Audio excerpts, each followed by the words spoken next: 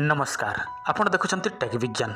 आज आम यही वीडियो माध्यम आपण मोबाइल स्क्रीन में जो मंत्रटी देखा जाउछि सही मंत्र विषय संपूर्ण विषय वस्तु जाणीना। देखंतु आपण माने यही मंत्र माध्यम जेकोसी स्त्री पुरुष पुओ झील को वशीकरण करें। जदि आपण माने काहाकू भी वशीकरण करने चाहती ताहले आपण माने यही मंत्र को निश्चय प्रयोग करंतु। मो आपण मानकु संपूर्ण विधि विधान सहित सबु किछि यही वीडियो माध्यम जनईदेवी। तेणु आपण मान धैर्यर सहित भिडियोटी को संपूर्ण भाव में देखंतु, अधा जमारू मध्य देखंतु नाही। ता पूर्व आपण समस्त गोटे सूचना देखंतु, आपण माने कोनोसी मंत्र तंत्र जंत्र नियम नीति किछि जानि पारु नाहंती। आपण माने काहाकू प्रेम करंती, आपनक प्रेम संपर्क भांगी जाइछि, पुणी थरे सजाड़िबा पई चाहंती ताहले आपण माने गोटे काम करंतु। आपनक स्क्रीन रे जो नंबर शो होछि एही नंबर को आपण माने कॉल करंतु, नचेत व्हाट्सएप करंतु।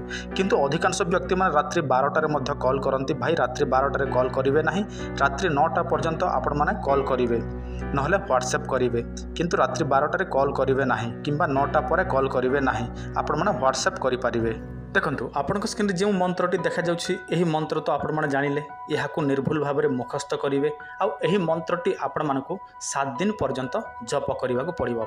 आ जप करिवा समय हला ब्रह्म मुहूर्त नचेत रात्रि 9टा रु 10टा भितर आपण माने जप करिवे आपण मानकर निर्जन कोठरी रे।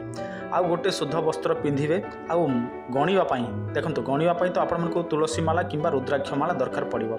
तापर गोटे दीप पड़ी दरकार पड़िबो। तापर किछि आपण मानक पई धूप पूजा विधि सामग्री यही सब आपण मानक दरकार पड़िबो। आपण माने कौन करेंगे, किंतु गोटे कथा आपण माने रेगुलर वस्त्र पिंधिबे नाही, सेथिपई स्पेशल वस्त्र आपण माने जोगाड़ करिनेबे, नाली वस्त्र आ गोटे आसन नेबे।